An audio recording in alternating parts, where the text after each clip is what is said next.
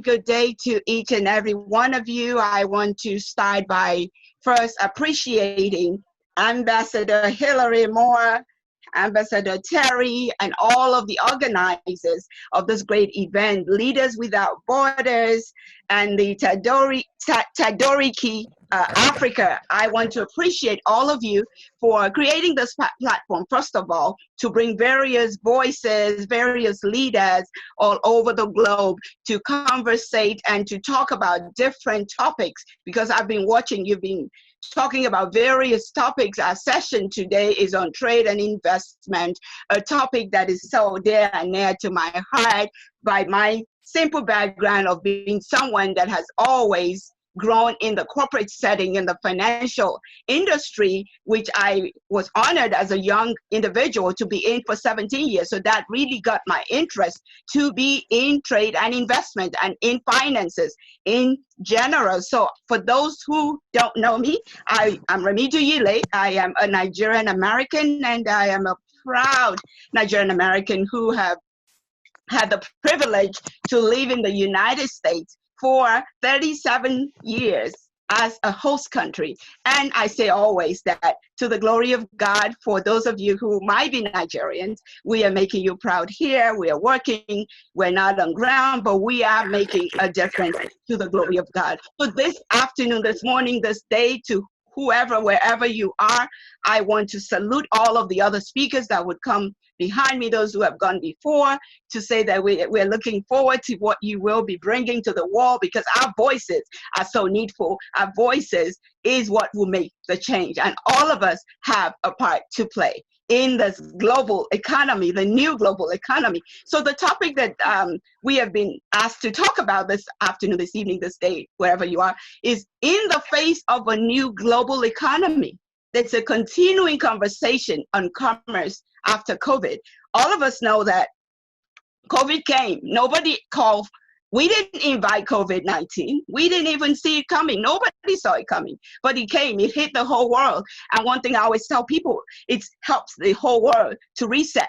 So right now, we're all thinking out of the box. We're finding creative ways to still lend our voices, to lend our talent, our treasure, our gift to the world, because it's all about impact. Everything we're doing boils down to good old impact. At the end of the day, what are people going to do with the information, what is being done? How are they going to learn? And I know that's what your platform is about, the Leaders Without Borders. Truly speaking, leaders have no borders. There's no border in anything that we do. It's in your heart. Your leadership begins in your heart, and that's another day's story. But we're going to get into our trade and finance information. So the global economy and COVID-19, I want to give some statistics. I didn't make this up. These are real statistics. 2.9 million more Americans have filed for unemployment, bringing the 2-month total to more than 36 million. That's World Economic Forum. I didn't do it. And then EU GDP is forecast to contract by 7.5% during 2020.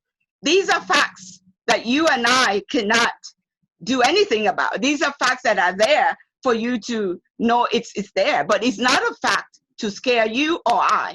The GDP dropped by 4.8 in the first quarter of 2020, the sharpest contract in the history. And of course, 2007 and 2009, we had another long economic issues and expansion within the United States, within the US history. And COVID-19 to shrink global economy by some percentage in 2020. I mean, these are things that you can say, wow, why is she starting with some news of scare? Why is she starting with facts? And I'm using this because our pictures is blocking some of my words. I'm sure you can see it. The global merchandise trade may plummet by as much as 32% in 2020 as a result of disruptions related to the COVID-19 crisis. What does this mean to us? Strategic intelligence also is going to need to be brought to bear, like we are doing today. These facts are there, not for you and I to worry, to fret. It's for you and I to find another creative way to bring solutions, to find creative ways to engage people and our target audience wherever they are. Right now, people are probably watching us from all over the world, wherever the world is for them. And they will be hearing us and seeing what we're doing, and what your organization have been doing is phenomenal, because you've been doing great things of bringing people together, like-minded people, leaders who are doing things, making things happen in their space. And that's what we're doing continually today. The major global economic downturns in history. I want to give us some statistics on that too. The credit crisis of 1772, I wasn't born then.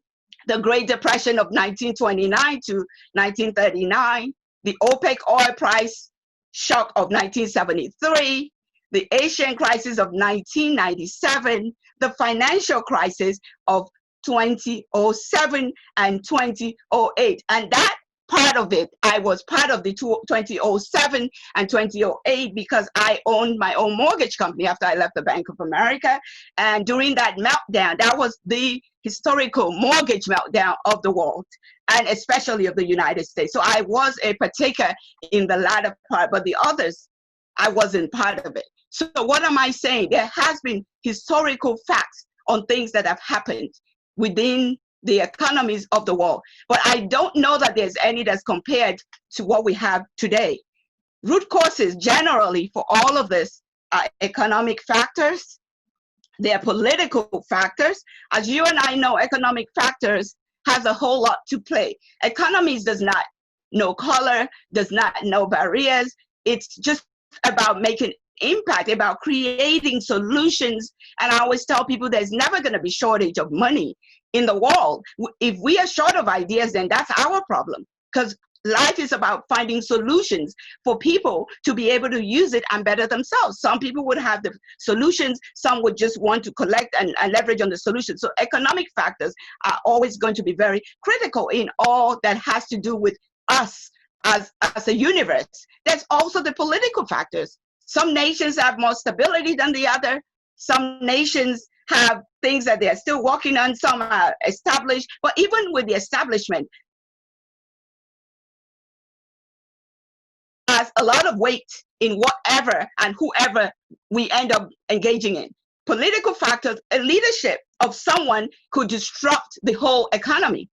Depending on what's happening and the perception of people, it could disrupt the economy, because people who are seeing it from afar, they might be seeing it as a fear factor. So that will help, that will make them hold back on what they need to be able to do for the economy. If they want to do business, they're going to wait and say, you know what, if this political situation is like this in this country, I probably want to wait and see, maybe there will be an opportunity for a better turnaround. And what that does is it helps investors, people who are trading, and all the things that we're doing to be able to say, okay, with this type of a leadership, with this type of a political climate, we will be able to say, you know what, there's stability. We can count on those people, because there's that in a political factor and political climate. There's always going to be that relational currency, that ability for you to know who are the people in the seat of power. Who are the people making the decisions? Who are the people influencing the decisions? Not just those who you see physically with titles, but there are powers behind powers. I tell people all the time, there's powers behind the power. So because that is the case, the political factor is very, very critical, especially for someone who is an international investor and they're looking to go somewhere else to make their money work for them, because nothing says that you have to wait and invest in your country. You can look everywhere.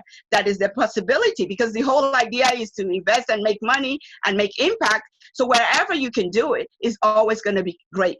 The credit crisis of 1772, the credit crisis of 1772, the Great Depression of 1929 to 1939, the OPEC oil price shock, and the Asian war. Now the COVID-19 pandemic of 2020, the COVID-19 pandemic of 2020. And really, that's where we are now. We are dealing with the COVID-19 pandemic. And what did we miss? I know you and I can have another discussion. We can have another conference and say, what did we truly miss? What exactly did we miss? Did we see this coming? Could we have done better to prepare? Or did it just go over our heads? Or did we get too comfortable for ourselves and didn't see the possibilities and the handwritings on the wall? Whatever your version of the story is, one thing we cannot disagree with is COVID-19 is here. We have all suffered the COVID-19 saga, be it health-wise, financially.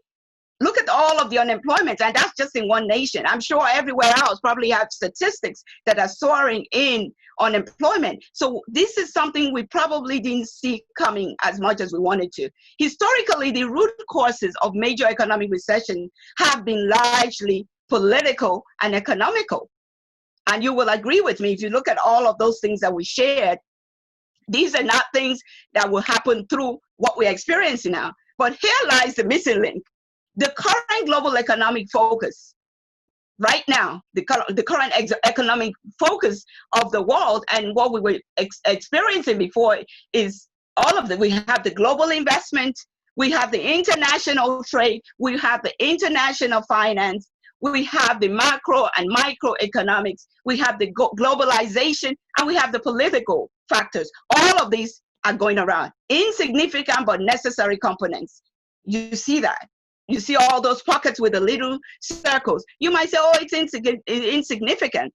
But there's nothing insignificant when you do not make a cohesive decision in what needs to happen. If they don't happen the way they are supposed to happen, then that becomes a problem. So what the global economic matrix should look like, we just saw what it is, but what it should look like right now, and maybe if we had this picture, things can be seen differently, and that could be another talk shop for a group of experts to agree and disagree. We have the international trade piece, which you can never take away from. And I always jokingly say that nobody needs a visa right now to visit any country, because we are all a click of a button and we're in each other's countries, each other's homes. So make it work, make it count for you. So we have the international trade, we have the microeconomics piece of it, we have the global investments, we have the international trade, we have the globalization, and we have the inclusive trade. All of these are what it should look like. And we now have the healthcare, the security, the agriculture, the technology. Those areas were not as looked at as before, because the global economy generally will have investment, trade, economics, and politics, right? That's what historically we have seen happen. But now we're seeing that what it should truly be, healthcare is clearly part of what should be there. Security should be part of what is there. Agriculture should be part of what is there. And of course, technology has to be part of what is there. People will always eat. So no matter what, agriculture is something that would always be needful by any nation. It doesn't matter where you are, whether you are in developed nation or developing nation. It's just that the developing nations are blessed with those fertile lands and everything grows everywhere. So that's a special blessing that people have. But all of these are very important. And technology, for a moment, can you imagine if there was no way we can all connect when we were quarantined for almost 90 weeks, 10 weeks? If we couldn't use the phone, if we couldn't talk to each other, it would have been so devastating. I'm sure mentally we would have all been in a state of disarray, because human nature being what it is, we are all energized people. There's always something happening within us, but technology is there. We started seeing the disruption of technology some years ago. Uber came, they disrupted that area, Lyft, and all these other people, we can go on and on. They're doing all of this, and some of us who are maybe old schoolers are thinking, what is going on? But you know, right now, if you're not technologically inclined and you're not plugged in to the technology, there's not much you can do within yourself. You won't know what's happening even in your next door, you won't know. But right now, in the confines of your home, that's where I'm talking to you from. In the confines of your home, in the confines of your office, you are able to connect. So rightly speaking, technology is going to be a priority even for nations that are developing. And what am I saying? I'm saying all of this to say that there's a global economic matrix. And we see the global economy in that circle in the middle. It's the heart of everything. And all of these things hovers around it. We're good at the investment, we do the trade talks, we do the economics, we do the politics, we know how to do our networking to connect with the decision makers and the powers to be. But the areas that we don't do as much is the healthcare. A lot of times nations would invest, they will put money aside for things that are so not important that they forget to put money aside for such a health. What we just had with COVID-19 to me was a health war. It was just a simple silent health war. And a lot of us didn't see it coming. I'm not in the leadership position to determine who saw what. But I bet you if people had seen it coming, there might have been some things that would have been done to be more proactive and maybe to soften the economic blows that we are all seeing around the globe. Because the economic blow is helping us to start a reset.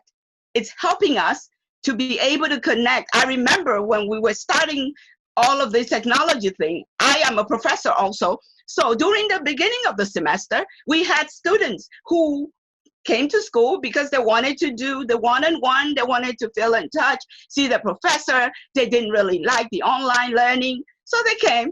But by the middle of the semester, the almighty COVID came and we had to default back to online training. Guess what? By the end of the semester, they fell in love with it because we also had to pick up our learning curves and see how we can make teaching more fun. So it's not just the thing, even though they can't feel and touch you, but with your mindset and your heart and how you connect, they still felt like you were doing something. They still felt like they were part of you. At least we were lucky enough to put face to name at the beginning of the semester, because generally online, you might never see that individual. But the point I'm making is that technology is very important. So some of us are listening to this series that the great institution of Leaders Without Borders have been putting up and all their partners, and you're wondering what is happening, and there's an ecosystem being created so that nobody will feel like, oh, COVID has come, it's the end of the world.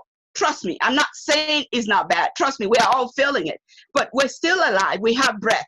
So because we have the breath, we're not going to feel sorry for ourselves. We're going to see how do we, dust ourselves up and say, what is next? Not count what we have lost, not count what has happened. What do we have left? Because we can sit here and talk about what we have lost and talk about it and be sad. That's not going to bring anything back. So in this economy, this global economy, there is an economy of currency relationship. And it starts with the little stuff.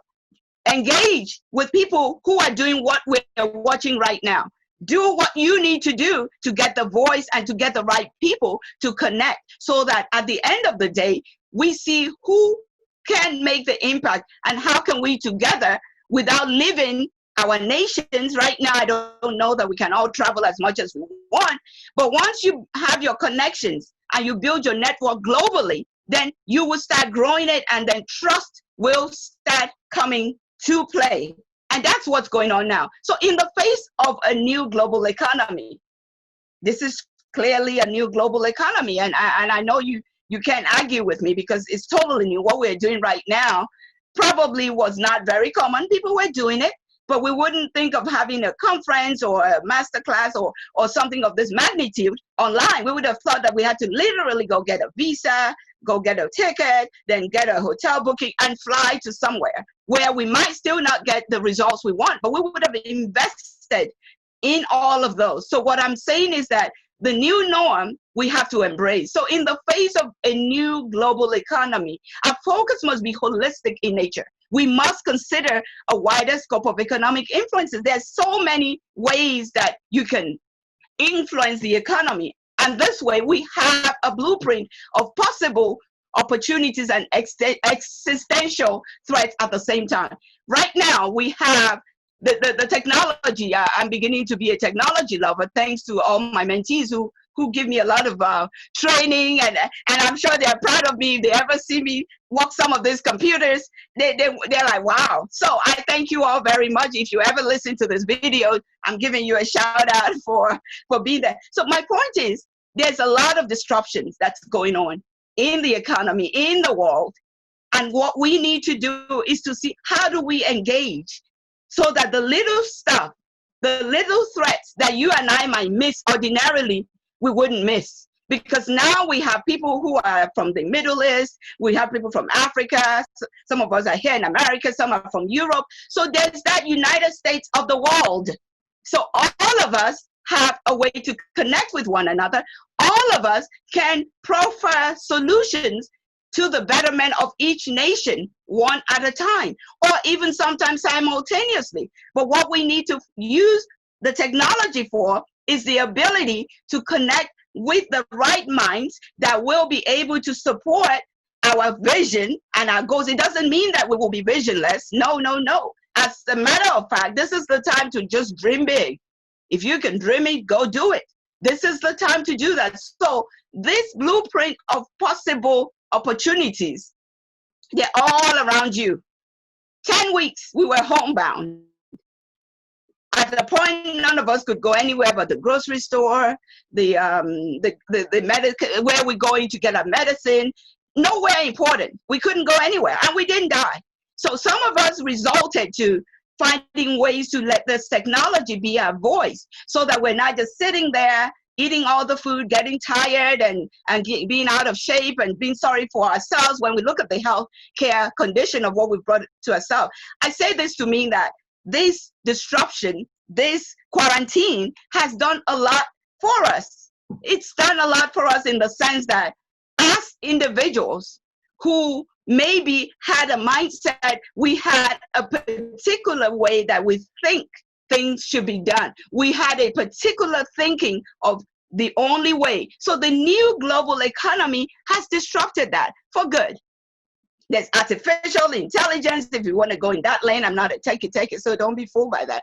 But there's so many things that have been put out there to help this economy to keep going the way it needs to be going. There's bring your novel ideas. Emerging technologies are there. Disruptive markets, innovative economies. It's all about innovation. So this is the time to get that innovative mindset.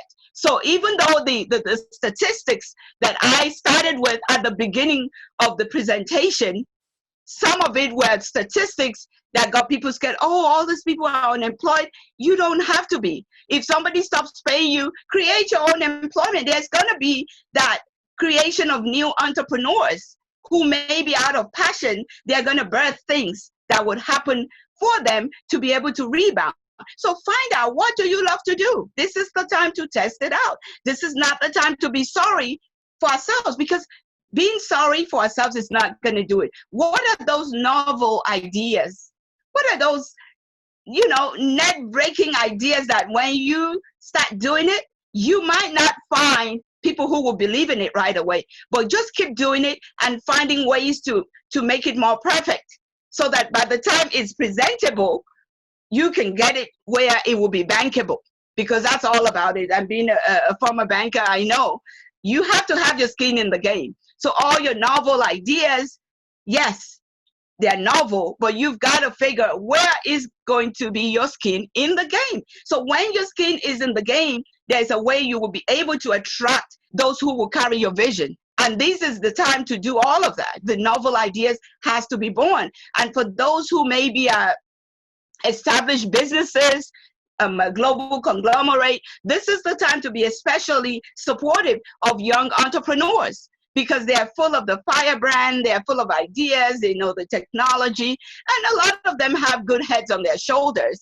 So they mean well, and they serve well. Not everybody is in a hurry to be whatever. So we have this stereotype, but this is the time to put that stereotype aside and to see, how do you invest in this emerging leaders, emerging young leaders who maybe they lost their job. They didn't have control over losing their job, but now rather than going and being a beggarly individual, they're trying to be creative, and they're coming up with novel ideas. So what we can do as a community globally is to figure, how do we have that empathy? How do we have that shoulder for these ones to lean on, whereby we set the right expectation? The emerging technologies. We have a lot of our young leaders who are very good with technology. I mean, they were born in the technology. That's what I always say when they act like they're all that. I'm like, you guys were born in technology age. We weren't born, but they have the technology wall down pat. And that's what is important. As nations for this new global economy, we have to pay special attention to emerging technologies.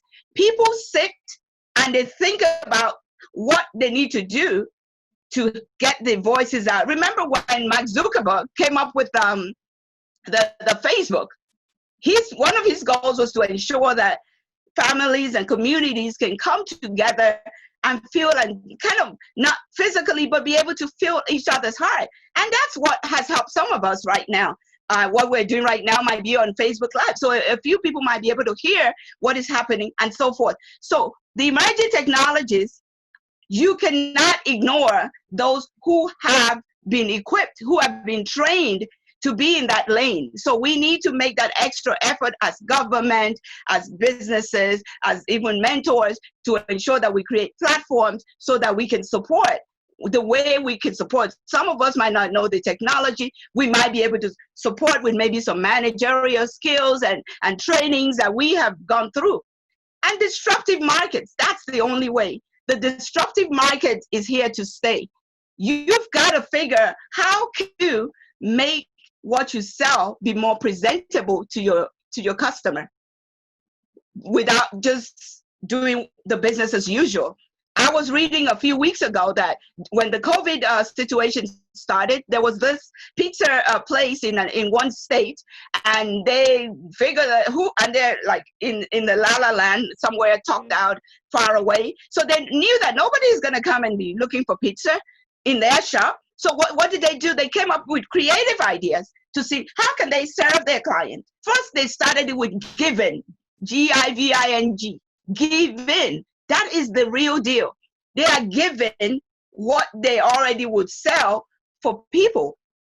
And they created interest and now brought that service and that food and all of that. They started bringing it to the recreation center in a way that people noticed them. So instead of them being belly flat, they were still able to survive. So when the stimulus package came that the US government gave to businesses, thank God for the stimulus package for small businesses, they said, you know what, you cannot fire anybody.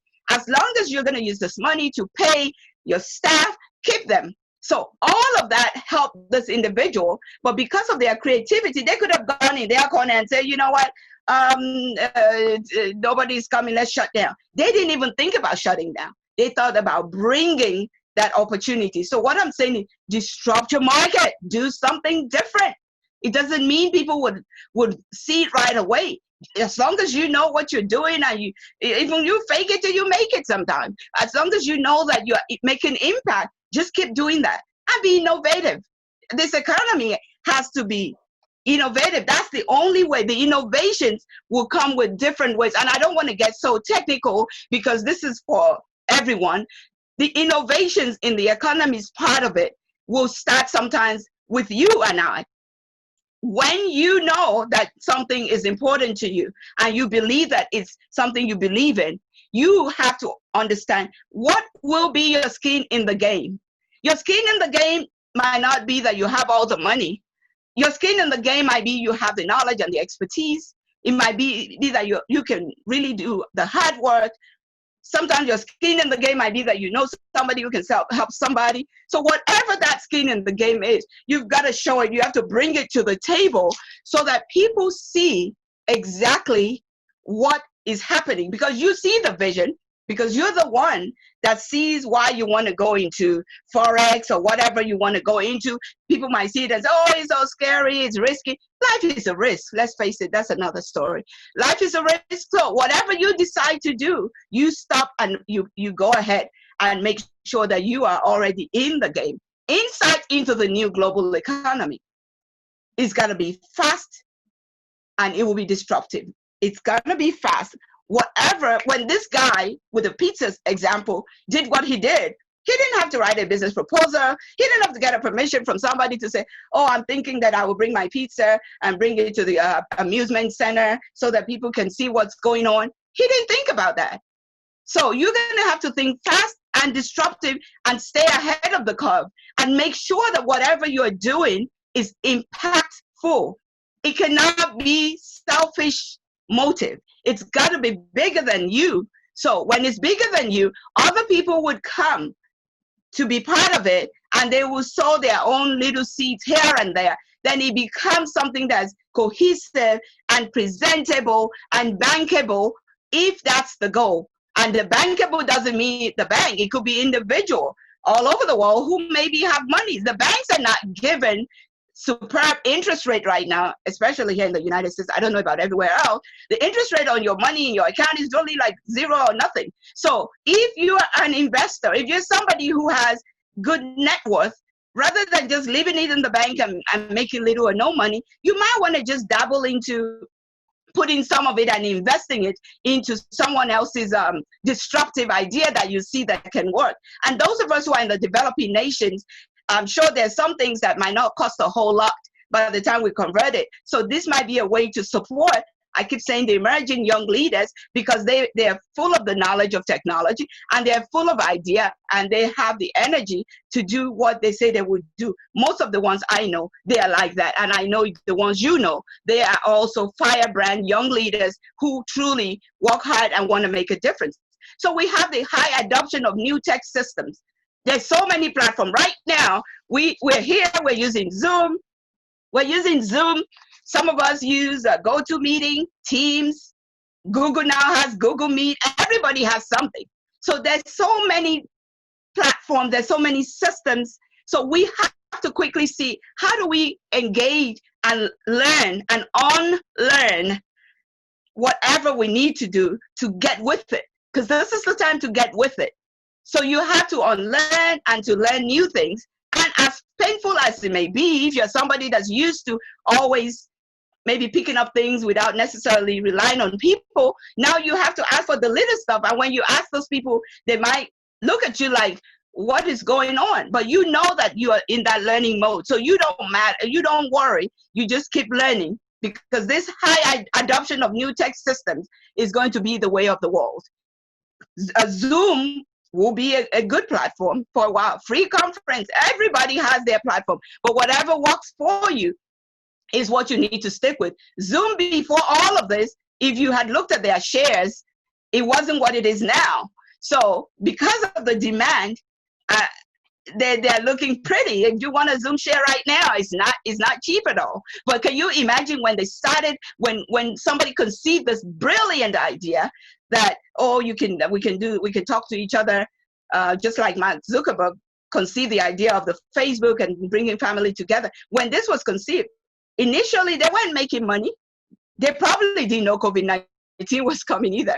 So, but now as soon as COVID-19 hit, we know nothing is going to stop me from talking to Ambassador Hillary. Nothing is going to stop me from, maybe I would have never even met any of you people easily. So when you look at COVID-19 and the technology systems disruption, we have to sit back and be thankful for the benefits, because it's make the world so transparent. So we can all see each other, test each other, trust each other, and do whatever we need to do next. Then there's more focus on Africa. This new thing, what just happened? And I know you're asking, Remi, what are you talking about? Focus on Africa, why? We have 70% or more in youthful population. We have the young, bright, fire-branded, minded young men and women all over the world. So, and our population is there too. So that's a market that everybody should be looking at. They should clearly be paying attention. As much as they're paying attention, there should also be that intentional mentorship and support of up and rising, emerging leaders and businesses. And I repeat it, be supportive of emerging and rising entrepreneurs and leaders who have grown their business through passion. They are unstoppable. So if you're smart, you will align with them and you will support them. Of course, you have to test them to make sure that you believe in what they're doing. And there are ways to test people, and then you trust them. You test and you trust. Once you see that, support and get them when they're still affordable. Because eventually, you're going to have to pay the Zoom price if you wait on endlessly. I mean, then they will be too big for you to invest in. So if you're smart, do what you need to do now and get in. If I knew Zoom was going to be like this, I would have done a few purchasing a lot of Zooming, you know. But now Zoom is not as cheap as anything. So, but that's just a sidebar. Push for globalization. The globe is here, and this is it. This is the globe. I mean, I don't see all of you because I have the PowerPoint going on. But when I was looking at people that have come through this Leaders Without Borders, there's no nation. There's no continent that we don't have representation. So to me, that's what globalization is about. We are all opening up to one another, and we're all finding out ways that we can truly solve each other's problems. And when I say problems, not in a negative way, I mean, if you have a need and you need to solve it, it's a problem till you solve it. It doesn't mean it's a need that will kill or make you, but people are looking to better themselves. People want to go to the next step and the next step and the next step. So with that, we will have a whole lot of things that we can do together. And I bet to say that it might even be more affordable if we do it with a mindset of win-win. If we do it with a mindset of sustainability, if we do it with a mindset of truly making impact. How many rooms can anybody sleep in? COVID taught us that. We couldn't even leave our homes. We were quarantining our homes. So let's say you had a vacation home somewhere in Malibu, wherever. You can only stay in one. You probably will be scared to go to another house because they have to fumigate it and do everything. You'll be so like, even to leave your bedroom, sometimes you have to think, is it safe in my living room? So I'm saying all of that to say there's enough to go around. And the way we are building this ecosystem now, I say it's a brilliant way for building. And we clearly will see when the results start germinating, because I participated in a few of this, and we've had a few of these ourselves. And one thing that constantly stands out is that voice of the globe. Everybody is ready. Attention to play their part, and we will get it done. COVID-19 will not have us down. We will reset and rebound for COVID-19. It will be a start of a greater journey, and that's my belief. And we're working it. Our company works it every day, and that's what we believe. And we know it's not going to stop. And I know so many of you are doing that. Leaders Without Borders, Ambassador Hillary, and a lot of others that I'm not even mentioning their names are doing it. And review of international trade laws and policies. All the international trade laws and policies have to be reviewed, because there has to be this openness. Again, I'm not a lawyer, so don't quote me. So the lawyers know what I'm talking about. So if you're a lawyer, you should be figuring out to go and review the international trade laws of your nation, of your state, of your business, and the policies. I give you that task. Go do it, because there's some things that needs to be updated.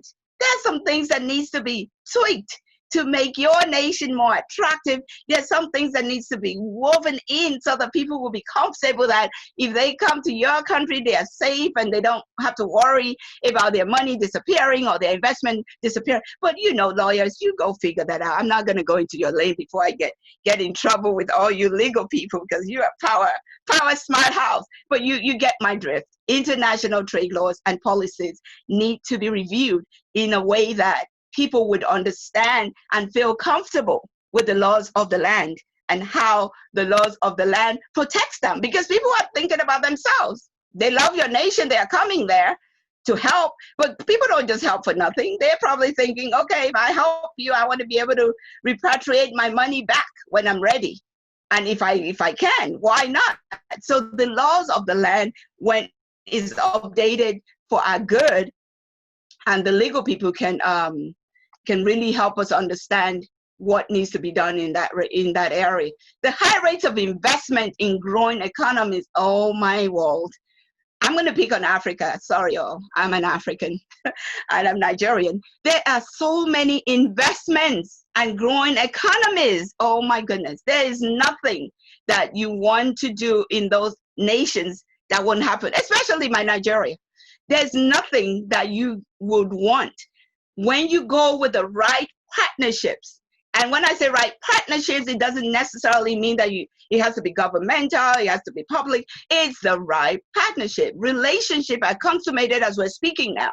Some of us knew each other before, we didn't know each other before. But as time goes on, we can see each other and know each other more and follow each other. And with that, that gives us the ability to say, you know what? Hey, my friend, let's invest in this. Maybe you bring your 1,000, I bring my 1,000, 100 of us are friends. By the time we do all of that, that adds up. It doesn't always have to be running to the bank, because the bank is going to need to make sure that you're eligible, and their time might not be your time.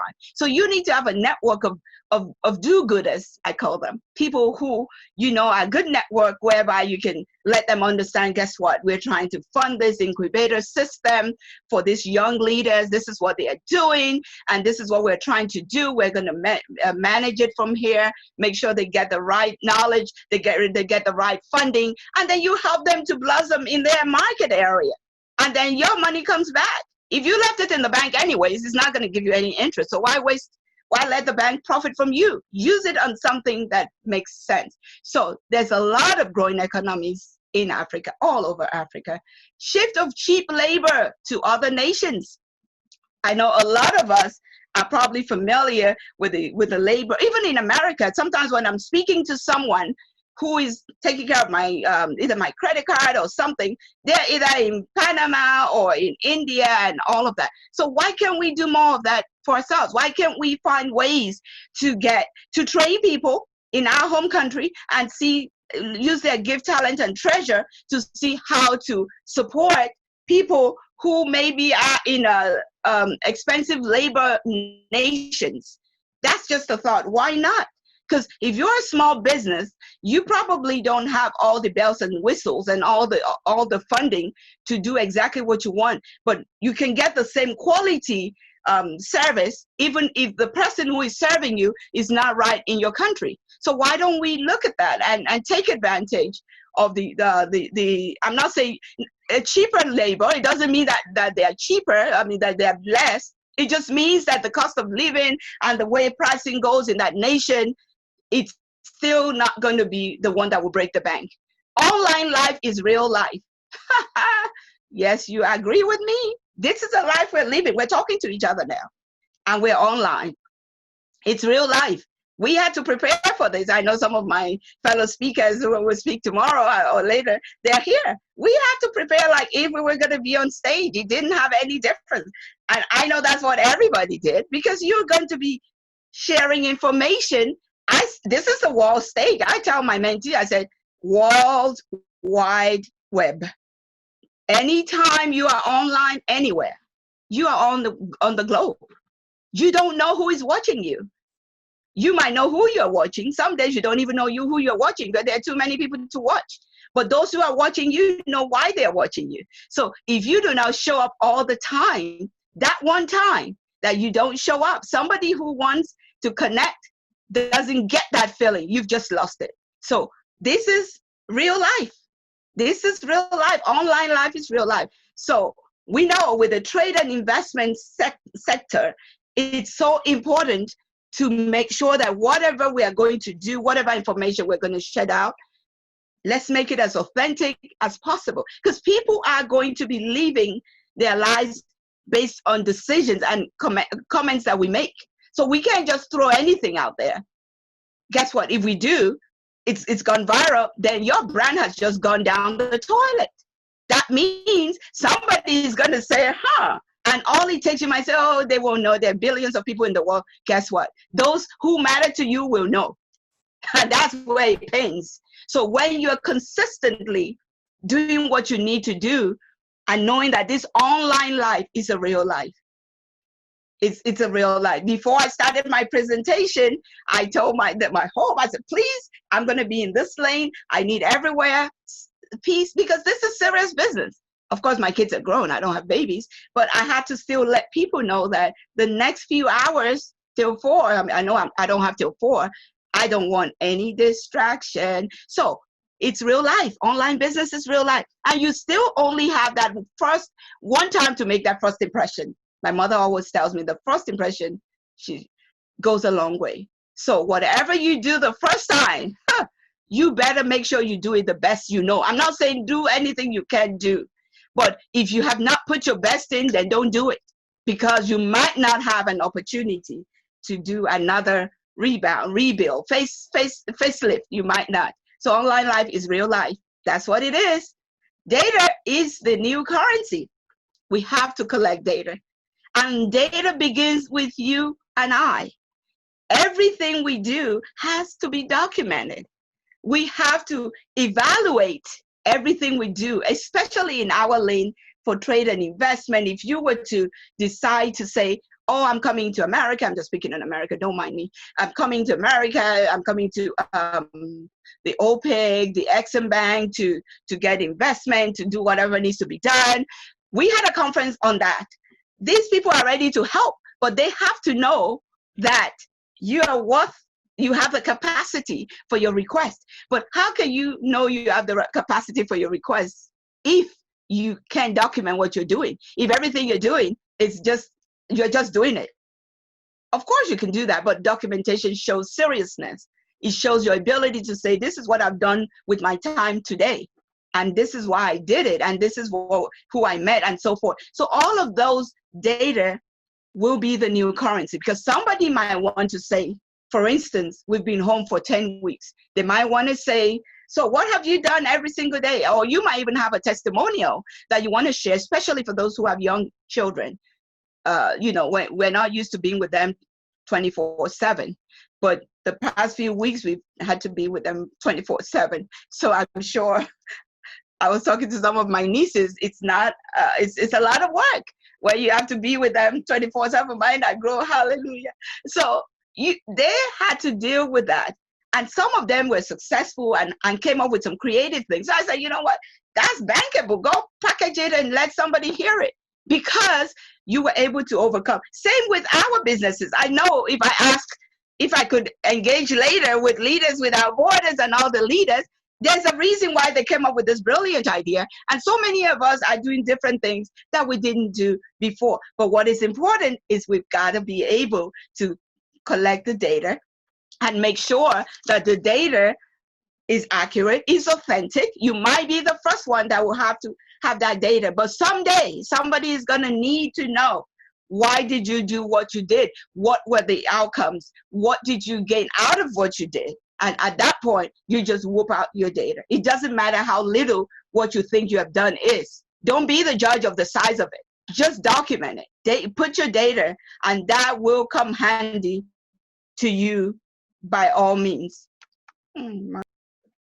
All right, so I want to be able to get a chance to interact with all of you.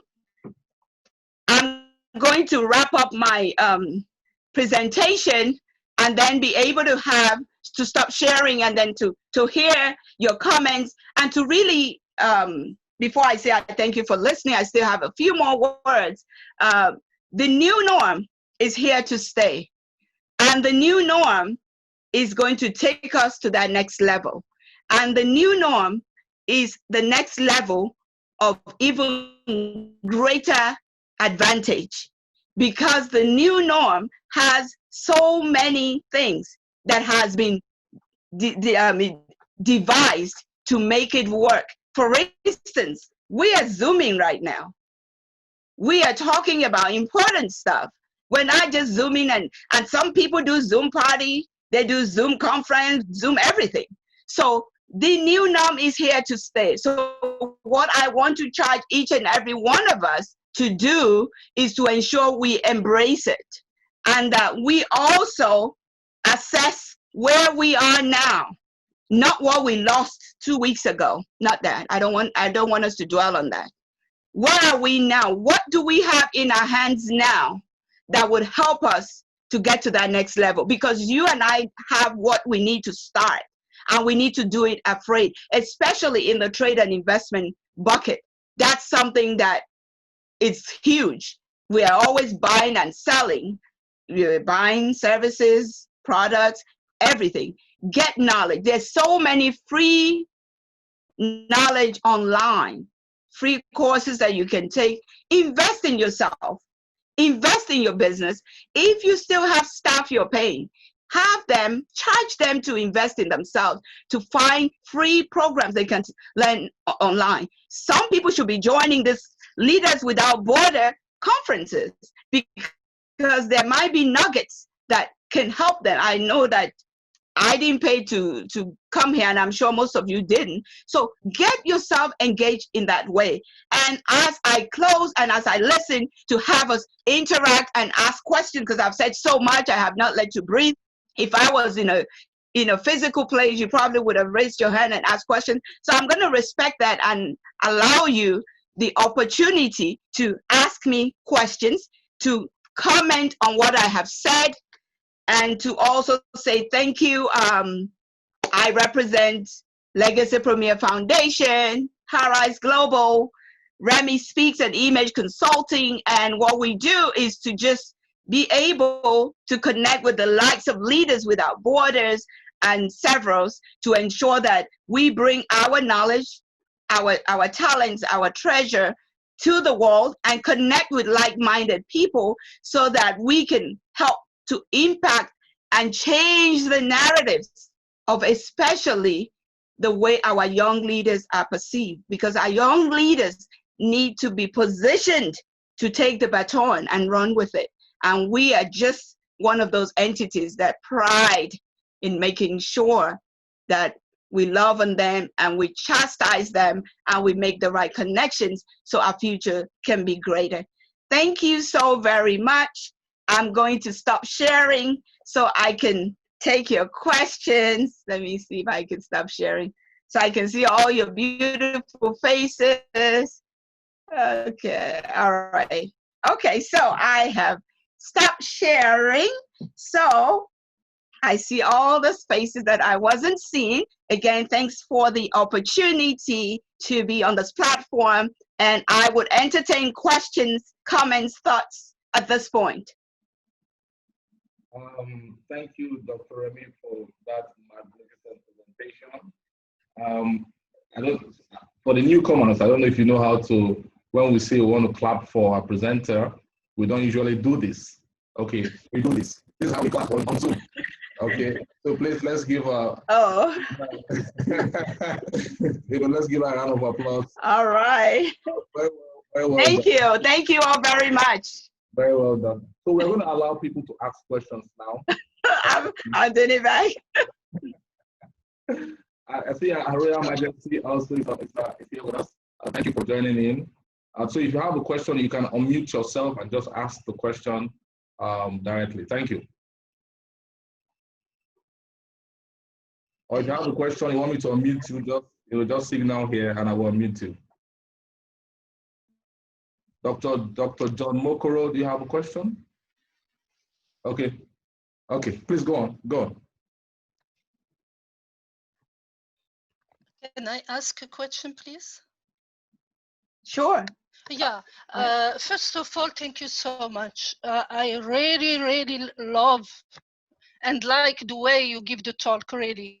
I just want to say that the future is not only for Africa, but also for women, because women talk with emotion, and you really engage your audience. Bravo, as we say in French.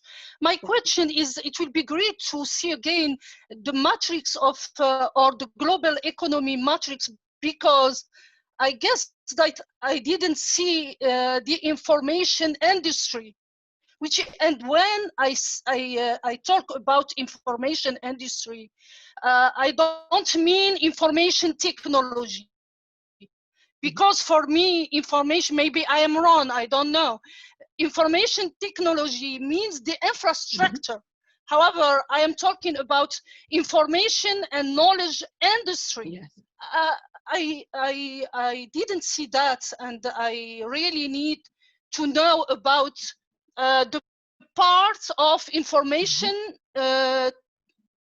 industry, okay, in the global economy. Thank you so much. Thank you very much for your comments. Yes, the technology in global economy is I mean, priceless. That's what's allowing us right now to do what we're doing. So we're taking it by not being a technology expert, but being a mother of a technology expert. I know that technology is allowing us to engage more on an easier note than we would have done before. When the whole world shut down, there were so many things that we could still do that we weren't able to do. So the power of technology and the disruption that technology has created. For instance, when Uber came, that was a technology disruption. Of course, Uber right now, because of the social distancing, might not be a good example. Zoom is a good example that I use. And I picked on one thing. For any technology that is being designed to provide solutions, one thing for sure is that most of these technology engineers, they have conceptual seeing. They're able to see things, so they find solutions to it based on what they see. But when it's launched, it might not be embraced, it might not be as popular because, number one, people have to get to the learning curve. They have to get up to where they can really understand. They have to get to the point where they understand the use of the technology. And when they do that and they see how it's being used, then more is being invested in it. So the technology piece of it cannot be underestimated. Any nation that is under the sound of leadership, Leaders Without Borders, and hear this should know that technology is the way to go. And a lot of technology gurus, the Mike Zuckerberg and all this Microsoft and everyone, they're also doing things in other parts of the world, not just Africa. The only reason I mentioned Africa is because that's where I know a whole lot in America. But they're investing in infrastructure that will make technology to be very, very easy to leverage, because going forward, technology is here to stay. And it has to be done in a way that is accessible for all that we do. So I don't know if that helps to answer your question, or if there's still more that you want to be undercovered there. So we'll take another. You're welcome. Take another question.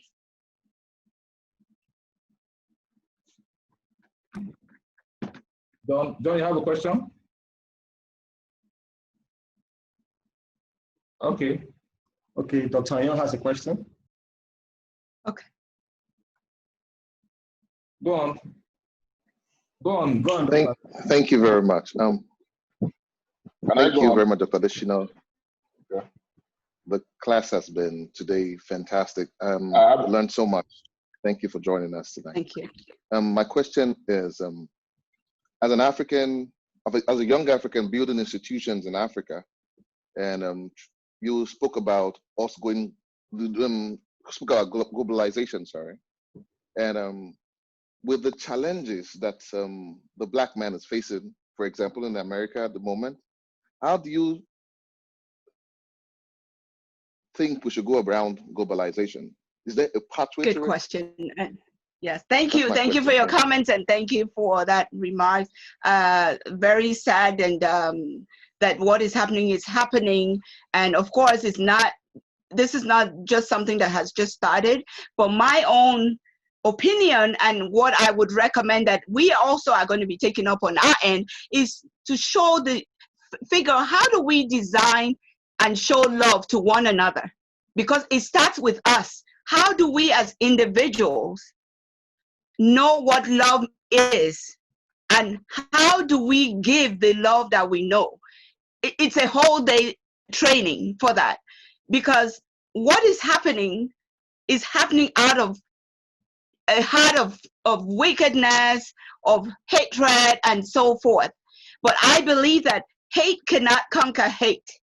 But again, the ability for us as individuals of color to first see how can we be so marinatedly in love with one another, whereby the blacks in general, whether you're black in Africa, black anywhere, understands one another, that we begin to value one another, value each other's knowledge.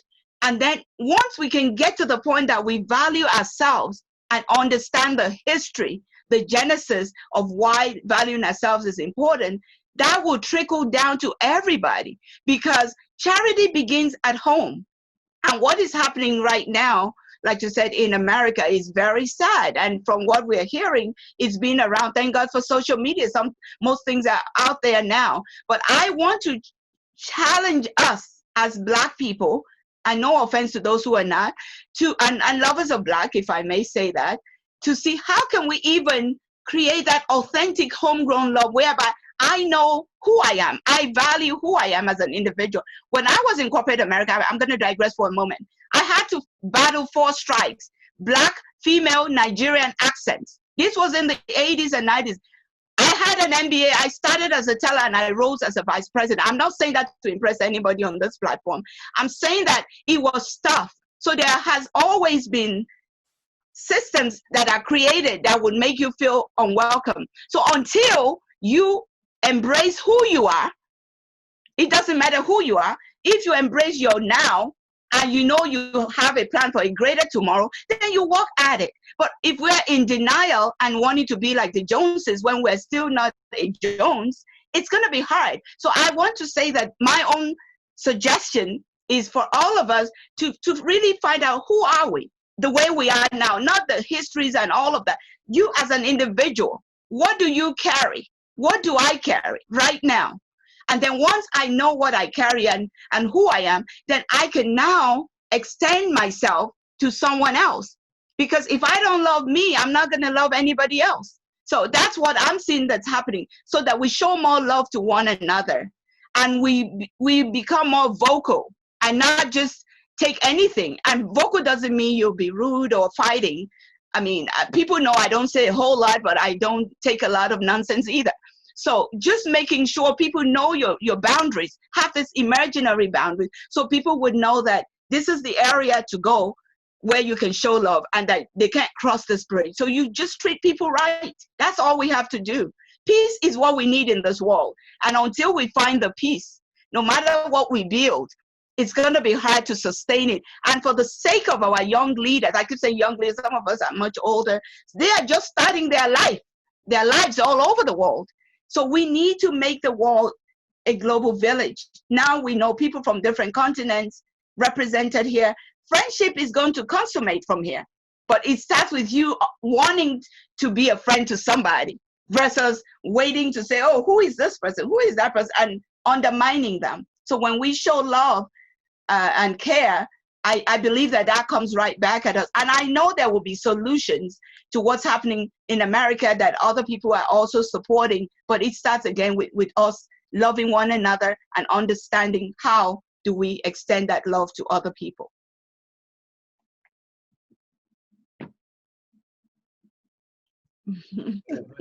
Very impressive. I think Dr. John Mokoro has a question. Dr. Okay. John, are you here? Please go on with your question. Okay. Good evening. I want to thank you, the presenter. That was a very wonderful presentation. I must say I learned a lot from your presentation. So, you know, during this period of COVID-19 lockdown, a lot of young men and women in Nigeria, they got involved in, people that get involved in the connect to foreign companies and foreign products abroad. They don't own the products. They just connect, they sit in the comfort of their home and using technology, they connect to products abroad. And when they get familiar with the products, they sit in the comfort of their home and they connect friends and families to those products. They stand as intermediary, as a kind of affiliate marketing. They don't own the product and they are making so much money from it. So how best can they improve on this, and how can this be grown to a larger proportion and to a higher scale? Sure. Thank you. Yeah. Thank you so much, sir. My comments on that will be, first of all, they need to understudy the company that they are working with or working for, so they can understand the nuances of doing business, and how can they get out if they want to get out, how can they grow within that entity. Ask those questions up front so you can understand the authenticity of this multi-marketing institution. So once they get that and they have clarity, because if I'm going to bring somebody onto something, I have to have a conviction, because whoever I'm bringing, they're going to follow me based on the relationship they have with me. So my integrity will be on the line at that point. So they have to make sure that before they offer it to others, that they have understudied and asked questions. Once they've done all of that and they see that there's a prospect and that it's as legit and it's good and all of that, then what they need to do is find out what is the career path, what is the next level, find out from the company. When I was in corporate America, when you do my review today, a year when you do it again, I'm going to ask you, what do I need to do to be a vice president? And you are just giving me a good review. Now I'm asking, what do I need to do for the next phase? So they need to ask and say that, guess what? They believe in this and they're doing well. They're probably making money, bringing the people in. They shouldn't wait till they get to the pinnacle. They need to find out, by the way, what exactly do they need to do to be the number one person, even though maybe the number one person literally won't be, but what do they need to do to get up there? That's when you begin to understand the seriousness of the company. If it's going somewhere, if it's just a one-off rush people because it's COVID. I mean, I don't know these companies. I'm just talking in general. So please, no offense to the company. Thank God you didn't mention any company. I'm just talking in general as a business person. So you just want them to, number one, find out how comfortable are they with the business? What do they see as a value, not what somebody told them. Now that they are in it, apart from the money they are making, what is the value? What do they see as the benefit for others? Because of course people can make money and not care about the value, but you want to care about your own brand and your image. And once you've done that, ask whoever brought you in or whoever their boss is, that how can you replace them? Let them get angry for a minute.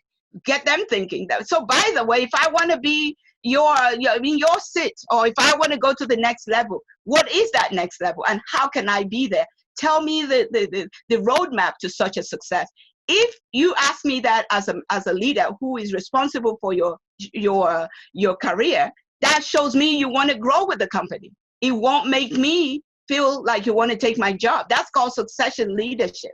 So if you ask that question and they get all hell breaks loose, then you need to watch out, because you're going to get to that top and this person or people will probably not see you in that picture. So I would just ask for the fun of it. I know what you know. So when you're bringing people on and the minute they answer it, you're probably going to bring more people anyways and know that this is a go zone. So that's just my 2 cents. I don't know if that answers your question.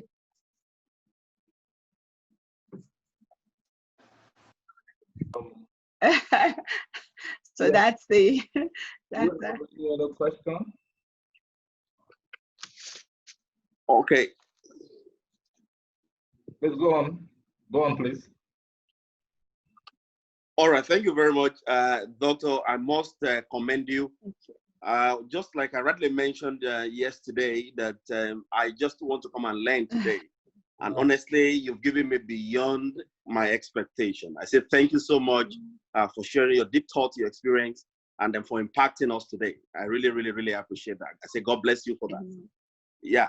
So in the course of your presentation, you clearly mentioned 2 points, and I just want to link those 2 points together and then seek your opinion and perhaps your advice for the upcoming young generation. One of the things you said was that a way to test and trust young entrepreneurs. Now, you also made mention that you started as a banker, as a teller, and through the help of God, you were able to rise to the position of the Vice President of Bank of America. That was awesome. Some of us also started in banking in the 90s, and then for about 10, 11 years, we were able to rise maybe to a regional manager, then before we left, and then started doing some other things. Now, I've seen a lot of young folks in Nigeria, very hardworking, very intelligent guys who started as a banker, maybe for 10 years, 15 years down the line, they are still within the first or the second ladder. And there's no hope of them getting to perhaps becoming a manager, talk more of becoming an executive of the bank. So what candid advice do you have for the younger generations in Nigeria who are so passionate, to becoming a banker? But again, the roadmap to rising to the top is not clear. And perhaps some other factors that are responsible in this country will definitely not allow them to be able to rise to the peak of their career. What advice do you have for such younger generations, and how would they be able to go to be able to drive their passion and achieve that clear-cut objective as it has been outlined from beginning? Thank you. Thank you. Thank you for your comments. And yes, clearly speaking, I would say that perseverance, not even just in banking, we all have to have that persevering spirit, the ability, first of all, to know that things might not come the way you expected, and then how to use emotional intelligence to be able to engage with your colleagues, and know that when you are in a position, the only person you have to impress is not just your boss. No, you don't, they're not, you network from bottom up. And that's what I see as a profound mistake that people make in general. They always undermine, underlook the people who are subordinate to them. And I know that I've used this and it works all the time. Just that ability to, number one, know who are you? What do you carry? I mean, that's in everything. So if you are in a position and you're well-read, you've gotten your master's, and you're in a position in banking and nobody recognizes you, that's okay. Don't worry about it. It pains, don't get me wrong, but don't stay put.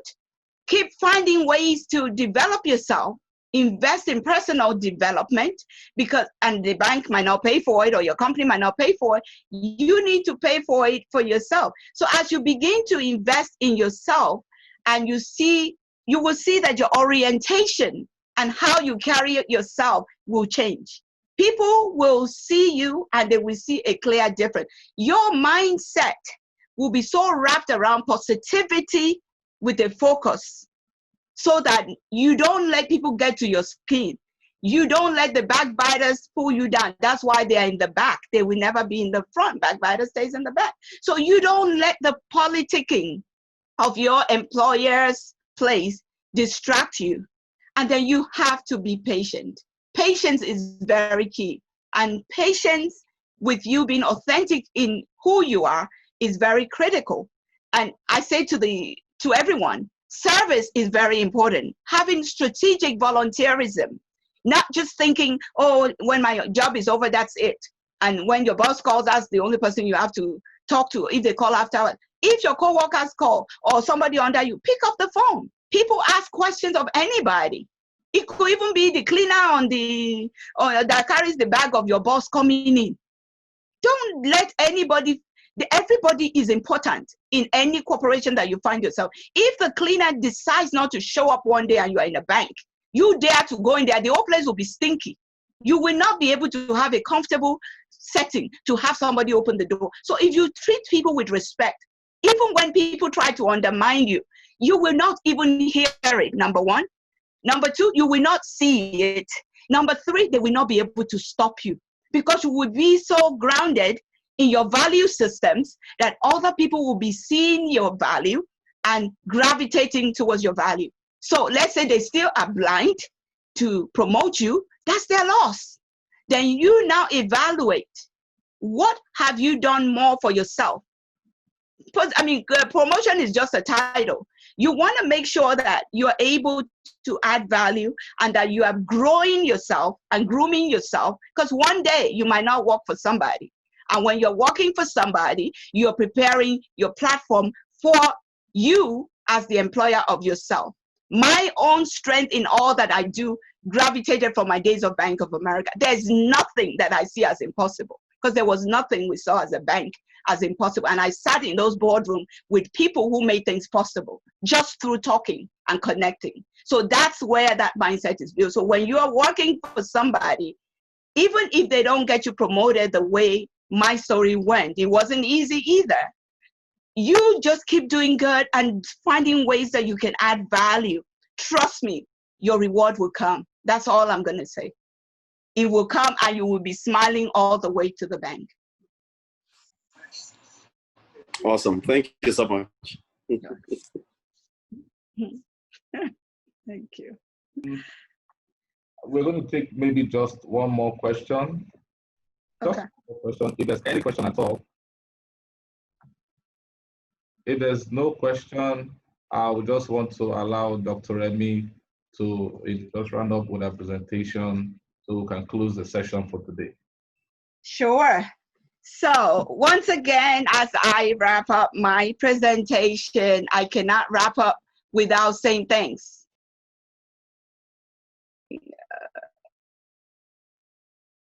Okay. I am going to wrap up with gratitude. The gratitude.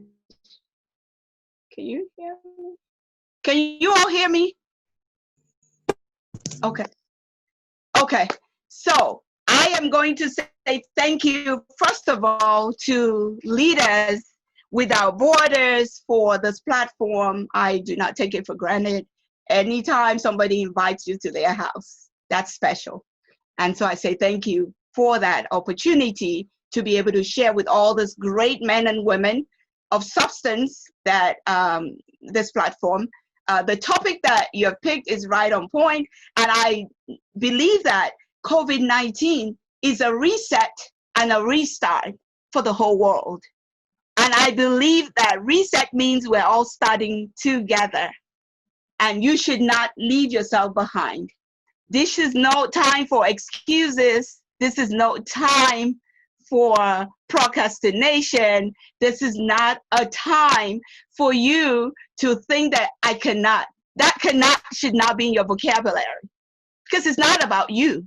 It's about the creator in you who would enable you if you allow him and align with like-minded people. So I say that trade and investment is here to stay. We had a conference on that about 2 weeks ago, and we had speakers from different platforms, and one thing they constantly said was that they want to find ways to still continue to do trade and investing. So nothing is stopping. Business is still as usual right now, except that it's done in a new economy. And because this is a new economy, we're going to have to learn new things, but nothing is impossible to learn. You just have to be patient with yourself and align with yourself with positive-minded, young, firebrand people who see possibilities before you even speak it. And as we do that, and as Leaders Without Borders continue to bring us together to share our voices and lend our skills and talents to the world, we are the solutions to the world problems. We are the solution. So when you see yourself as a solution, you will never find yourself where there's problems. You will never be in a problematic setting.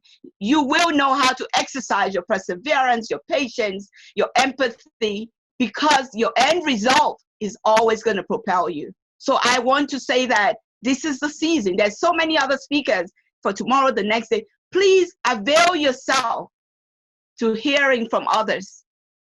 No matter how smart or how big you are, learn to listen to others so you can also use that to help sharpen your own skills.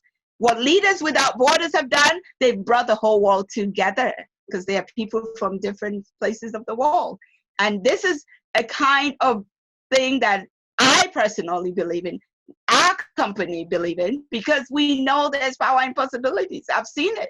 Talk has led to so many great things, and this will be no example. So I want to say thank you to you all. It has been a great pleasure to be here with all of you, and I hope that we continue the journey online somewhere. God bless you. Thank Thank you you very much. Remi. Please let us round of applause for Dr. Remi. Remember, this is how we clap on On Zoom. Zoom. Don't forget that. Yeah. Thank you. It's been a wonderful section. Thank you. Thank Yeah, you. wonderful. Thank you. I want to ask Thank you for tomorrow also. We have another very great speaker tomorrow. Don't miss out Yeah. what Dr. Remi had just said. You can't be too smart to learn. You know, you always have to learn whether you like it or not. You know, so I want to say to all of us that we should have a very wonderful day. Please stay safe, and I'll allow Dr. Eno to. Okay, so we'll be having Dr. Baskaram tomorrow, and she'll be speaking on analytics, key to corporate success. All right. We should not miss this. So invite your friends, your colleagues, your partners, your neighbors, your loved ones, everyone. We need to hear this. That's So right. see you tomorrow, same time, same place, and then stay safe. Thank you. Thank you so much. Thank you. Thank you. Thank you.